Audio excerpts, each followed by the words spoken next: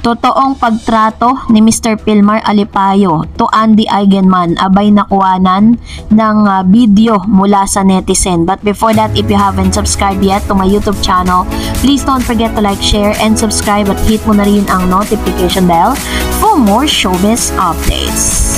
Bago tayo first magpatuloy sa ating updates for today's video, maraming salamat po sa inyong palagiang panonood. Hindi pa man po natatapos or hindi pa po talaga totally natutuldukan ang pag-aaway or alitan nitong si Pilmar Alipayo at si Miss Andy Eigenman, ay meron pang isang taong nakikisawsaw ngayon sa isyong ito, kung saan naglabas ng saloobin ng aktor na si Derek Ramsey patungkol sa naging issue sa pagitan ni na Andy Eigenman, Pilmar Alipayo at Pernilla So. Sa kanyang pagiging panayam kay OG Diaz, nabanggit niya na hindi siya sang-ayon sa ginawang pagpo-post ni Andy at itinuturing niya itong irresponsable. Para sa mga hindi aware, isa si Derek sa mga kaibigang artista ni Pernilla. Matatanda ang pasabog ang mga bagong pahayag ni Andy kamakailan tungkol sa pangyayari sa relasyon nila ni Pilmar, kung saan damay ang best friend umano nitong si Pernilla dahil sa pagiging malapit nito at pagkakaroon nila ng matching tattoo. For me, you should have not done that. Kung galit ka, naiintindihan ko yon. Nasa kultura ng Pilipina yon. Mali na nagpatato sila together. She's a foreigner. She didn't do it with intent to hurt Andy, saad ni Derek. Ayon pa sa asawa ni Ellen Adarna, mali ang ginawang pagsasapubliko ni Andy na mga pangyayari sa kanilang relasyon. Andy, mali ka. Babae ka. Hindi kita awayin. That was very irresponsible of you because you don't know how a post like that can really destroy somebody, sabi pa ni Derek. Anya, malaki raw ang naging epekto sa kaibigan niya na naging pangyayari dahil sa mga natanggap niyang pambabash mula sa netizen. Meanwhile, this poor lady is hiding, afraid of her life because she's getting threats for her family who's living abroad, lahad pa ni Derek Ramsey. Maging ang boyfriend ni Pernilla na isa ring Bisaya ay apektado na rin sa pangyayari. Pati yung boyfriend nasasaktan na kasi yung boyfriend taga Siargao. All his relatives are there. He's also worried for them, sabi pa ni Derek. Samantalang ibinandera naman ni Pilmar sa pamamagitan ng isang video clip na maayos na ulit ang lahat sa kanila ni Andy. So, dahil po dito, sinabi din nitong si Mr. Derek Ramsey sa kanya pong kanyang statement with Mr. OG Diaz, Inspire, wala pang bumuelta as of this writing si Andy Eigenman kay Derek Ramsey. Wala pa siyang buwelta. Nagsalita sa kontrobersya nila ng partner niyang si Mr. Pilmar Alipayo. Sinabi ni Derek, kaibigan niya ang tinuturing third party di umano na si Pernilla. Nagpa-exclusive interview ito kay OG at sinabi nga niyang naawa siya sa kaibigan. That was very irresponsible. Sabi niya, nabwisit nga daw si Ellen or Mr. ni Ellen Adarna sa sinabi na professional surfer na okay na sila ni Andy. Sabi, hindi ako okay, kasama ako doon sa kayo kasi yung kaibigan ko na kaibigan mo rin na matalik, sinaktan mo, hindi ka man lang nag-apologize. So why don't you have the decency and show some respect to Pernilla and clear her name?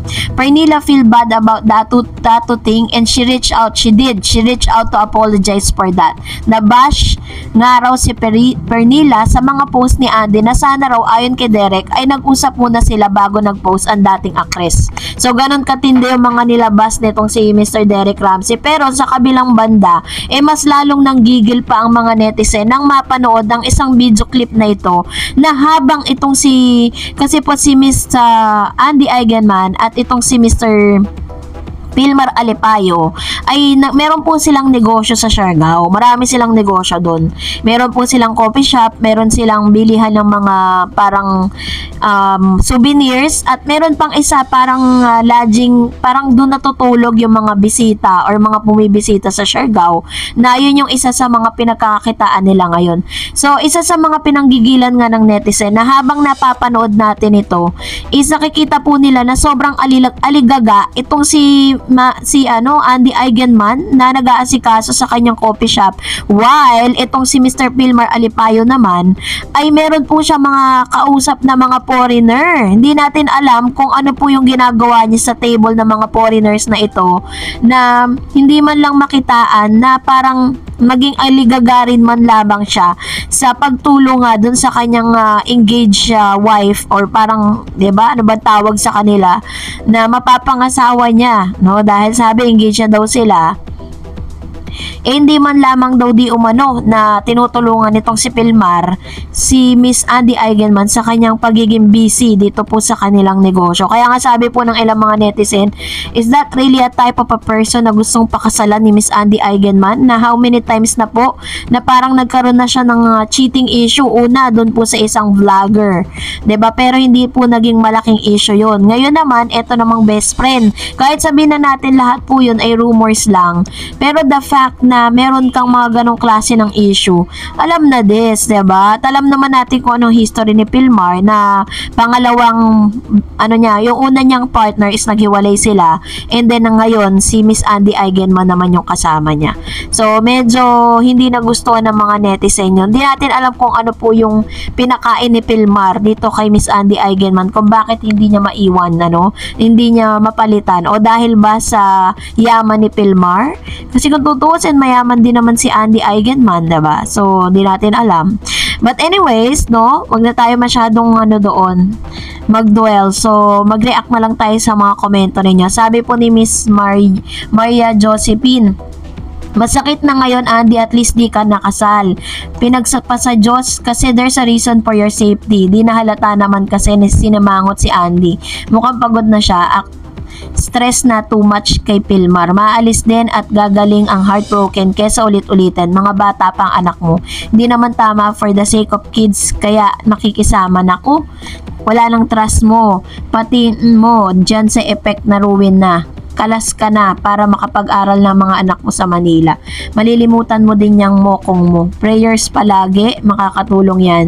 Makinig ka kay Father David Concepcion. Ayan, sabi ni Miss Solieta, Andy, may record na si Pilmar bilang babaero. Nangingiwan ng asawa matapos anakan. Make sure na mahahati ang pera mo. Kawawa ka pag naghirap ang mama mo. Nung nabubuhay pa, wag mong sayangin. Hiwalayan mo na yan. At wag na wag mong pakakasalan si Pilmar. Ayan, ito naman yung kanyang komento with regards to this. Parang ang dami pong humahadlang, no, kung ano man yung plano nilang pagpapakasal. Kasi di ba parang engaged na kasi sila. Nagbigayan na sila ng ring eh. Hindi natin alam, 'di ba? And of course, sabi ni Miss Liwayway, yan ang gayahin nyo na minuto lang ang away. Kaya gusto nyo habang buhay manahimik na lang kayo.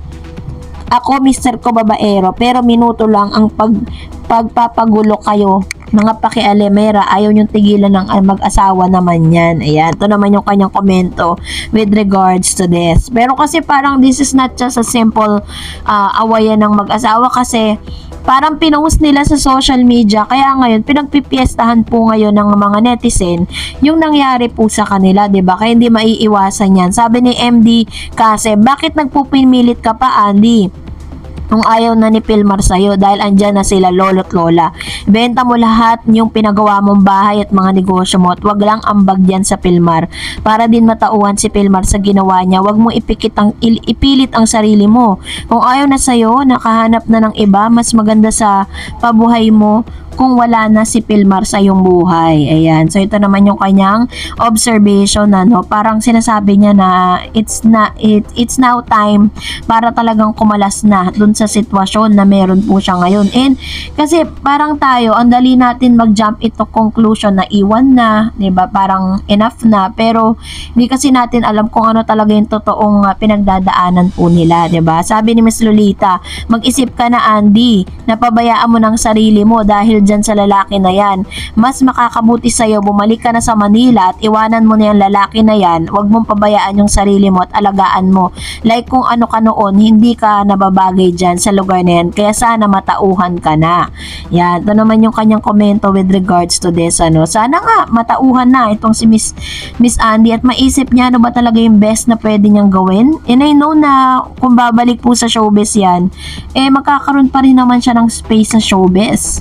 Sabi ni Scarlett Gray, si Andy pa ang todong kumayod, si Pilmar relax parang nakasandal sa pader. Sayang si Andy, tularan mong ina mo, Andy, si Miss Jacqueline Jose. Binuhay kayong dalawang magkapatid at di hinabol ang mga lalaki. Kaya bilib ako kay Miss Jacqueline Jose. Mga gwapo pa yung mga ama nyo, pero di naghabol si mami mo. O, diba? Oo nga, napakatapang nga ni Miss Jacqueline Jose, 'di ba? Parang single mom talaga siya all throughout. At talagang naglakas siya ng loob kasi ganun talaga eh. Sabi ni Miss Virginia, di natin masisisi si Andy na mag-post ng sama ng loob. Wala siyang relatives dito na mapagsasabihan ng nagaganap. Yon ang outlet niya. And Miss Ethel Reyes, walain mo na yan. Halos